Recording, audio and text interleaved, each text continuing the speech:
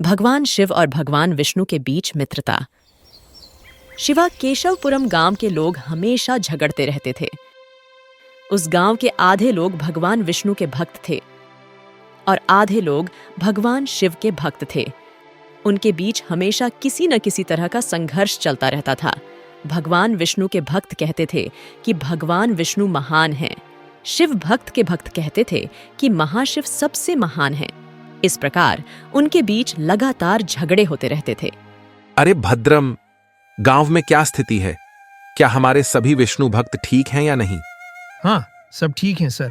अन्यथा ये शिव भक्त ही हैं जो हमारे घरों में लड़ने के लिए आते रहते हैं। मुझे समझ नहीं आ रहा कि उनसे कैसे निपटा जाए। वे हमेशा हमसे बहस करते हैं।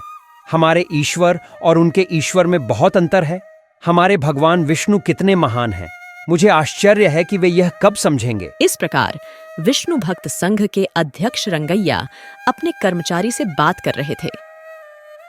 इस बीच शिव भक्त संघ के अध्यक्ष रुद्रैया वेंकैया के पास आते हैं और कहते हैं, देखो रंगैया, तुम्हारे विष्णु भक्त हमारे शिव भक्तों के खिलाफ लड़ाई शुरू कर रहे हैं। मैं तुम्हें पहले भी कई बार चेतावनी दे चुका हूँ। अगर इस बार तुमने झगड़ा किया तो मैं तुम्हें घर वापस नहीं भेजूंगा। मैं तुम्हें सीधे वैकुंठ भेज दूंगा। बात याद रखना। देखिए, लड़ाई तुम्हारे शिव भक्त ने शुरू किया है। हमारे विष्णु भक्तों को दोष मत दीजिए। देखिए, मैं किसी को दोष नहीं दे रहा हूँ। आपके विष्णु भक्त कई गलतियां कर रहे हैं। वे आपके विष्णु मंदिर में इस्तेमाल किए गए सभी फूल लाकर हमारे शिव मंदिर के सामने फेंक रहे हैं। इसमें गलत क्या है? जिसके साथ जिस तरह का व्यवहार करना चाहिए वही तो किया है। देखिए, आप बहुत ज्यादा बोल रहे हो। यदि आप ऐसा करते रहेंगे तो हमारे भगवान शिव नाराज हो जाएंगे। जब तक भगवान विष्णु हमारी रक्षा कर रहे हैं, हमें कोई डर नहीं है। हमारे भगवान विष्णु आपके भगवान शिव से कई गुना महान हैं। इस प्रकार वे उन देवताओं से लड़ते हैं और उन्हें कोसते हैं जिनकी वो पूजा करता है। एक दिन रुद्रैया शिव मंदिर में रुद्राभिषेक कर रहे थे। पुजारी जी, अपने रुद्राभिषेक बहुत अच्छे से किया। जल्दी से सभी भक्तों में प्रसाद वितरित करें। मुझे बाहर बहुत सारा काम करना है। यह कहकर रुद्रैया उस स्थान पर जाता है जहां पुजारी ने प्रसाद रखा था, लेकिन वहां प्रसाद दिखाई नहीं देता। अरे, मैंने तो प्रसाद यहां रखा था। अरे, ये प्रसाद कहां चला गया? यह कहते हुए पुजारी चारों ओर देखता है। पुजारी ने विष्णु भक्तों को प्रसाद चुराकर भागते हुए देखा। अरे यार, कुछ भयानक होने वाला है। हमें तुरंत रुद्रैया को इसकी सूचना देनी चाहिए। यह कहकर पुजारी रुद्रैया के पास जाता है। अरे रुद्रैया भाई, विष्णु के भक्त भगवान को चढ़ाया गया प्रसाद लेके भाग रहे हैं। आप क्या कह रहे हैं पुजारी साहब? वे प्रसाद चुराकर भाग रहे हैं। उनकी हिम्मत कैसे हुई? उन लोगों को मैं जिंदा नहीं छोड़ूंगा। यह कहकर रुद्रैया अपने अनुयायियों के साथ उनका पीछा करता है। दूसरी ओर विष्णु भक्त उस प्रसाद को ले जाकर उस गांव के कुएं में फेंक देते हैं। रंगैया यह सब देखकर हंसता रहता है। अरे, तुमने ये क्या किया? क्या तुम लोग ये अच्छा काम किया?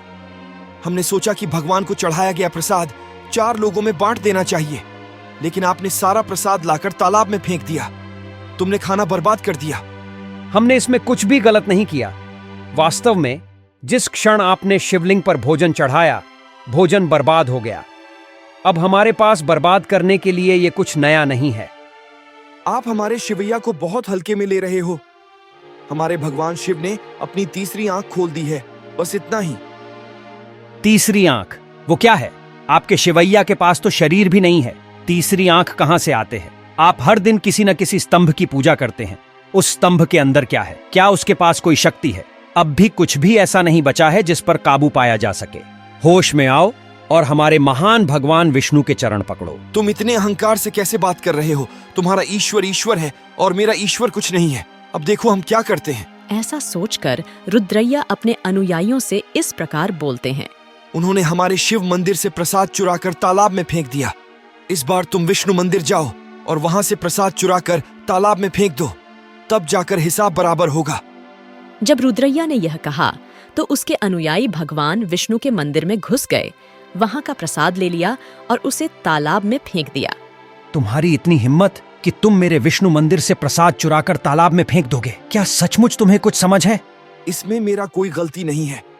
जो कुछ तुमने किया हमने भी वही किया। यदि आपने ऐसा नहीं किया होता तो मैं ऐसी गलती नहीं करता। इस प्रकार रुद्रैया और रंगैया के अनुयायियों के बीच संघर्ष बढ़ जाता है। गांव के सभी लोग पीटना शुरू कर देते हैं। उस लड़ाई में रुद्रैया और रंगैया दोनों बुरी तरह घायल हो जाते हैं। रुद्रैया और रंगैया अपने अपने घर जाते हैं और इलाज कराते हैं। रुद्रैया की पत्नी गौरी शिवलिंग के सामने बैठकर, ये क्या है शिव जी, इस गांव के लोगों को कब होश आएगा? वो हमेशा ऐसे ही लड़ते रहते हैं। जब भी ऐसा ही झगड़ा होता है, ये देखकर मेरा तबीयत खराब हो जाती है। हे प्रभु, आप स्वयं ही इन लोगों में चेतना उत्पन्न करें। इसलिए गौरी शिवलिंग के सामने बैठ जाती हैं और उन्हें अपनी सारी व्यथा बताती हैं। दूसरी ओर रंगैया की पत्नी लक्ष्मी भी भगवान विष्णु की मूर्ति के सामने बैठती है और अपना दुख व्यक्त करती है। क्या है स्वामी, ये लोग भगवान के नाम लेते ही इतने उत्तेजित क्यों हो जाते हैं? वे हमेशा लड़ते रहते हैं। उनके झगड़े के कारण गांव के बच्चे बिगड़ रहे हैं। हे प्रभु, कृपया उन्हें सद्बुद्धि दीजिए। इस प्रकार लक्ष्मी भी भगवान विष्णु से प्रार्थना करती हैं। भगवान विष्णु और भगवान शिव दोनों यह सब देख रहे हैं। शंकर, इस गांव के लोगों को देखकर मुझे बहुत ही बुरा लगता है। हाँ, मुझे भी उन्हें देखकर बुरा लगता है। इस पर किसी न किसी तरह से ध्यान देना होगा। हमें उनमें बदलाव लाने की जरूरत है। तभी आने वाली पीढ़ियां ईश्वर के नाम पर अपनी जान नहीं लेंगी। हाँ स्वामी, शुभ काम में देर क्यों करें? आइए हम उनके सामने जाएं और उनकी आंखें खोलें। अगले दिन रुद्रैया और रंगैया अपने अपने अनुयायियों के साथ फिर से लड़ाई शुरू कर देते हैं। ठीक उसी समय भगवान विष्णु और भगवान शिव दोनों उनके सामने प्रकट होते हैं।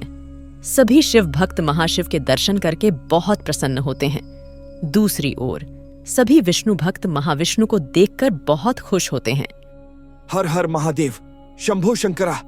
मैंने कभी नहीं सोचा था कि स्वामी इस तरह प्रकट होंगे और हम पर दया दिखाएंगे। आओ प्रभु, अब हम आपकी आराधना करें। ओम नमो नारायणाय। स्वामी, हमें आपके दर्शन का सौभाग्य प्रदान करने के लिए आपका बहुत बहुत धन्यवाद। आइए प्रभु और हमारे प्रार्थना प्राप्त करिए। नहीं, हम आपके प्रार्थना स्वीकार नहीं कर सकते। हाँ, मैं भी आपकी पूजा स्वीकार नहीं करूंगा। इसका कारण क्या है जानते हो? अरे शिवैया, क्यों? क्या हमसे कोई गलती हो गई? हाँ, आप लगातार गलतियां कर रहे हो। आपने मेरा कई बार अपमान किया है। आप लोग जो कर रहे हो, क्या वह सही है रुद्रैया? भगवान शिव रुद्रैया से कहते हैं। रुद्रैया को यह बात आश्चर्यचकित कर देती है। हाँ, आप लगातार गलतियां कर रहे हो। आपने मेरा कई बार अपमान किया है। आप लोग जो कर रहे हो, क्या वह सही है रुद्रैया? नहीं नहीं सर, हमने ऐसा कभी नहीं किया। देखिए शिवैया, ना तो हमने और न ही मेरे अनुयायियों ने कभी आपका अपमान किया है स्वामी। आपने कभी भी मेरा सीधे तौर पर अपमान नहीं किया, यह मैं मानता हूँ, लेकिन आप लोग अप्रत्यक्ष रूप से मेरा अपमान किया हो। भगवान शिव अपने भक्तों से ऐसा कहते हैं। दूसरी ओर भगवान विष्णु अपने भक्तों से कहते हैं, अपने भी मेरा बहुत अपमान किए हो, प्रत्यक्ष रूप से नहीं, अप्रत्यक्ष रूप से। आपने भी कदम कदम पे कई गलतियां की हैं। हमें तो कुछ समझ में नहीं आ रहा है स्वामी। वह गलती क्या है जो मैंने अप्रत्यक्ष रूप से किया है प्रभु? हाँ स्वामी, आप भी बताइए, हम सभी ने अप्रत्यक्ष रूप से क्या गलती की है? आपने कई बार मेरा अभिषेक किया है और विभिन्न फूलों से मेरी पूजा की है, लेकिन भगवान विष्णु जो हमेशा मेरे भीतर रहते हैं, उनका कई बार अपमान किया गया है। यदि आप भगवान विष्णु का अपमान करते हो तो इसका मतलब है कि अपने मेरा भी अपमान किए हो। अपने भी वही गलती की। आप लोग कई बार मेरी पूजा की है, लेकिन आपने मेरे भाई शिवैया का अपमान किए हो, जिनकी मैं हमेशा प्रशंसा करता हूं। यदि आप शिव का अपमान करते हो तो इसका मतलब है कि आपने मेरा भी अपमान किया है। मुझे लगता है कि आप मेरी बात अच्छी तरह समझ गए होंगे।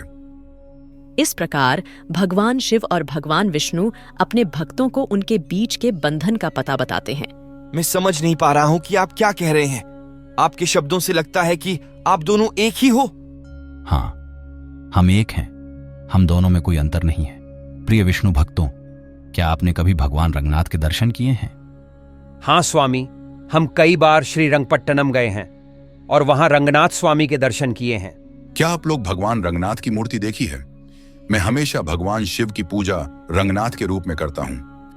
न केवल रंगनाथ के रूप में, बल्कि मैं हर दिन भगवान शिव का ध्यान करता हूं। स्वामी को मैं बहुत ही आदर और सम्मान करता हूं, क्योंकि महाशिव एक ही है। मैंने अपना आधा शरीर पार्वती को दे दिया। लेकिन भगवान विष्णु हमेशा मेरे हृदय में विद्यमान रहेंगे। इसलिए आपके लिए यह समझना महत्वपूर्ण है कि हम दोनों में कोई भी अंतर नहीं है। आप लोगों को मेरे बारे में इस तरह बात नहीं करनी चाहिए। इस प्रकार भगवान विष्णु और भगवान शिव अपने भक्तों को अपने बीच की अद्वितीय मित्रता और बंधन का एहसास कराते हमने हैं। बहुत सारी गलतियां की हैं क्योंकि हमें पता नहीं था। कृपया हमें माफ कर दीजिए। हाँ, हमें खेद है प्रभु। अब से हम ओम नमः शिवाय के साथ साथ ओम नमो नारायण का भी जाप करेंगे स्वामी, क्योंकि अब हम जानते हैं कि भगवान शिव और भगवान विष्णु एक ही हैं। कृपया मुझे माफ कर दीजिए स्वामी। जब सभी भक्त एक साथ आते हैं तो भगवान विष्णु और भगवान शिव दोनों बहुत प्रसन्न होते हैं। दोनों भक्तों को आशीर्वाद देकर वहां से गायब हो जाते हैं। तब से शिवकेशवपुरम के सभी लोग शिवकेशव की पूजा करते हुए आराम से अपना जीवन व्यतीत करने लगे। मल्लिकापुरम गांव में लक्ष्मी नाम की एक छोटी सी लड़की रहती थी। जन्म के तुरंत बाद ही लक्ष्मी के माता पिता दोनों का मृत्यु हो जाती है। मल्लिकापुरम गांव के निवासी लोग लक्ष्मी की बहुत अच्छे से ख्याल रखते थे। प्रत्येक परिवार लक्ष्मी को एक दिन करके भोजन देती है। कुछ लोग तो अपने बच्चों के फटे पुराने कपड़े लक्ष्मी को देती है। अन्य लोग अपने बच्चों की पुरानी किताबें लक्ष्मी को देते थे। इसी प्रकार लक्ष्मी गांव के उन सभी लोगों के साथ रहने लगी। लेकिन रात में वो भगवान वेंकटेश्वर के मंदिर के सामने ही सोती थी। लगता है आज मैं बहुत ज्यादा ही सो गई हूँ। मंदिर के पुजारी ने भी तो मुझे नहीं जगाया। ये कहकर लक्ष्मी जाग जाती है और चारों ओर देखने लगती है। बेचारी ये सोचकर उलझन में रहती है कि आसपास कोई भी क्यों नहीं दिखाई दे रहा है। अरे आज चारों ओर इतना खाली क्यों है? कोई दिखाई क्यों नहीं दे रहा है? कहाँ गए सब? ये कहकर लक्ष्मी मंदिर के सामने सफाई करती है। तभी इसी बीच पुजारी कांतैया वहाँ आते हैं। अरे, आज बहुत देर हो गई है। दरअसल आज शुक्रवार है, भगवान का अभिषेक करना होगा। प्रत्येक शुक्रवार को भगवान का अभिषेक करने की प्रथा है इस गांव में। जब पुजारी जी मंदिर में जाता है तो लक्ष्मी पूरे मंदिर की सफाई कर रही होती है और महागठबंधन भी कर रही होती है। धन्यवाद लक्ष्मी। आज बहुत देर हो गई है। मैं आजकल अच्छा महसूस नहीं कर रहा हूँ, इसीलिए मैं सुबह जल्दी उठ नहीं पाया। लेकिन मेरे यहाँ आने से पहले तुमने मंदिर को बहुत अच्छे से साफ किया और बहुत खूबसूरती से सजाया। आपका बहुत बहुत धन्यवाद मां। अरे दादाजी, इसमें आपको धन्यवाद देने की क्या बात है? मैं तो इस मंदिर के सामने ही सोती हूँ। ये तो मेरे घर के जैसा है। मैंने अपना घर को साफ किया, इसमें धन्यवाद की क्या जरूरत है? भगवान ने तुझसे सब कुछ छीन लिया है, लेकिन तुझे एक अच्छा दिमाग दिया है। तुम देख लेना बेटी, भगवान तुम्हें हमेशा रक्षा करेगी। ये कहकर पुजारी जी ने गर्भगृह में जाते हैं और अभिषेक करना शुरू करते हैं। गांव वाले भी मंदिर में आते हैं, भगवान वेंकटेश्वर के दर्शन करते हैं। आज लक्ष्मी को कौन खिला रहा है? मैंने तो उसे कल खिलाया था। मुझे इस सप्ताह में काम है, मैं उसे नहीं खिला सकती। मैं भी उसे इस सप्ताह में नहीं खिला पाऊंगी, अगले सप्ताह में खिलाऊंगी। इस प्रकार गांव के सभी महिलाएं बारी बारी से लक्ष्मी को खाना खिलाती है। वास्तव में कोई भी अच्छे मन से लक्ष्मी को भोजन नहीं देता है, लेकिन वो लोग बहुत सारा भोजन मंदिर में चढ़ाते हैं। ये सोचकर यदि उन्होंने लक्ष्मी को भोजन नहीं दिया तो उनका सम्मान नष्ट हो जाएगा। अच्छा, आप लोग एक बात बोलिए, इस छोटे बच्चे को बारी बारी से खाना क्यों खिलाते हो, जिसकी उम्र 10 साल भी नहीं है?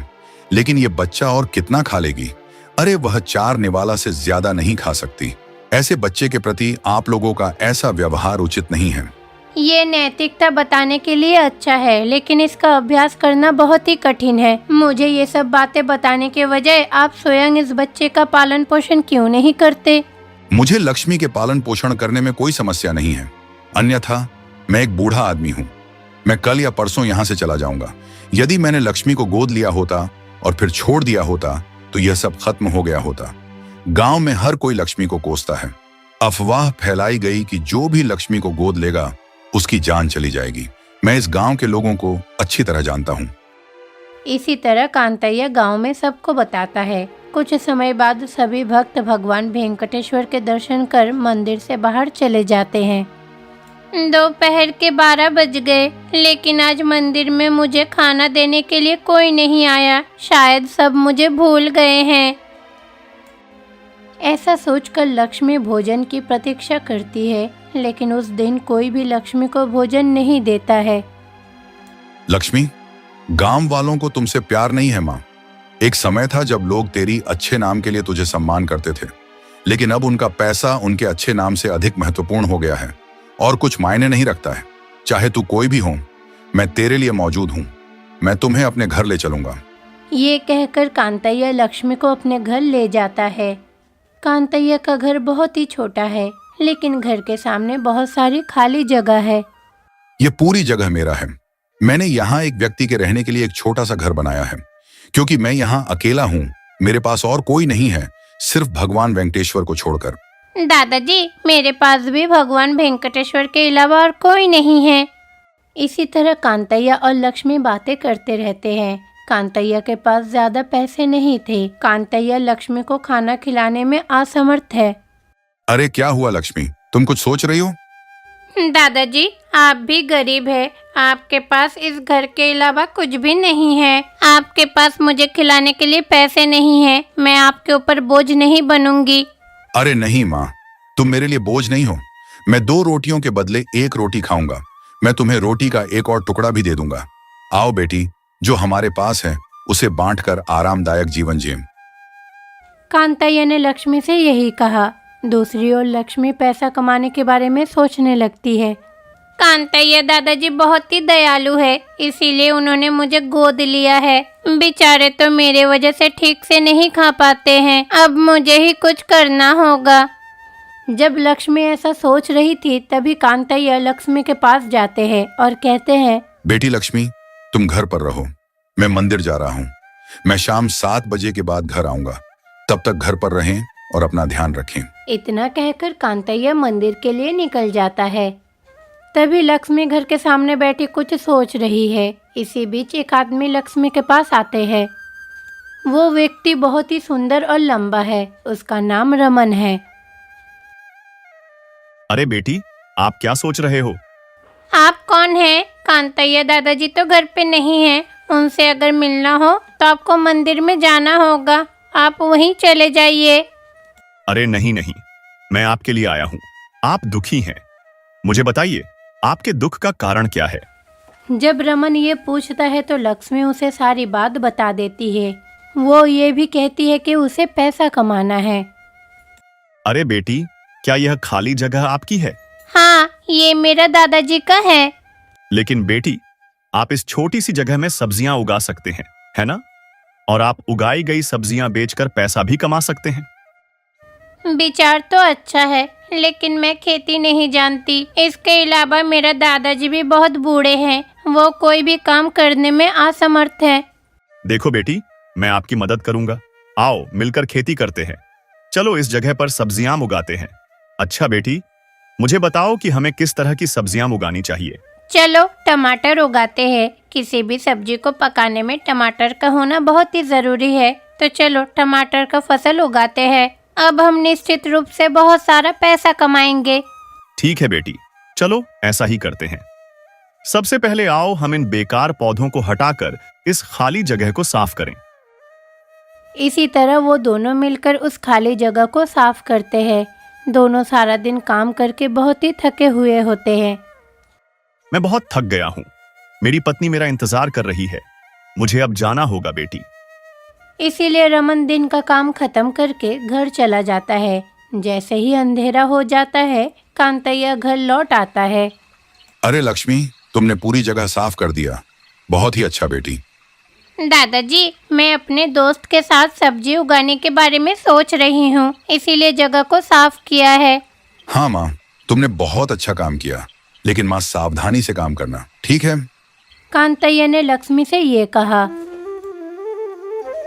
अगले दिन कांतैया मंदिर जाने के बाद रमन घर पे वापस आता है।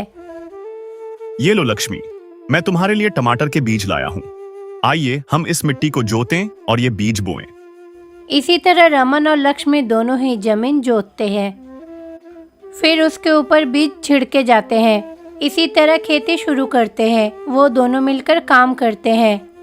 इसमें थोड़ा वक्त लगेगा। एक दिन जब कांतैया गर्भगृह में अभिषेक कर रहे थे, तभी उन्होंने कुछ देखा। स्वामी के गले में सोने की चेन होना चाहिए था, लेकिन अब मुझे चेन दिखाई नहीं दे रही। अगर गांव वालों को इस बारे में पता चल गया तो वे मुझे चोर कहेंगे। इससे पहले कि सबको पता चले, मुझे ही वह चैन ढूंढ कर लाना पड़ेगा। इसी तरह कांतैया पूरे गांव में चैन की तलाश कर रहे हैं, लेकिन वो इसे कहीं भी नहीं देख सकता।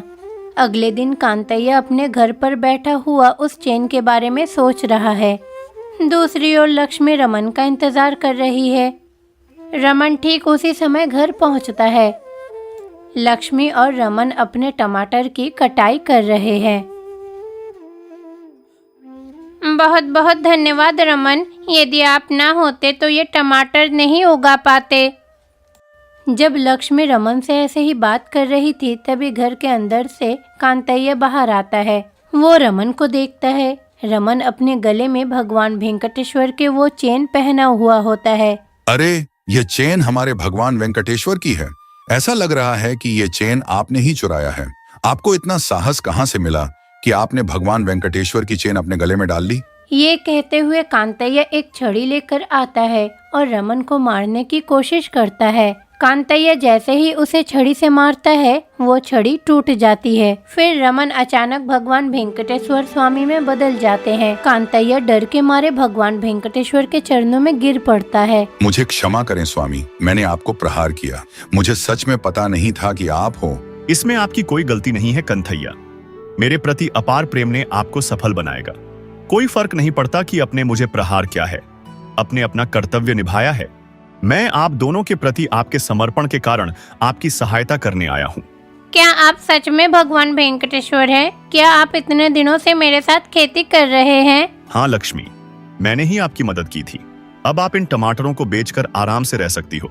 आप दोनों का बाकी जीवन अच्छे से बीतेगा। इस प्रकार भगवान वेंकटेश्वर लक्ष्मी को आशीर्वाद देते हैं और फिर भगवान जी वहाँ से गायब हो जाते हैं। लक्ष्मी अनाथ होने के बावजूद फिर भी वो भगवान वेंकटेश्वर की सहायता से टमाटर उगाकर और उन्हें बेचकर अपना जीवन यापन करती है।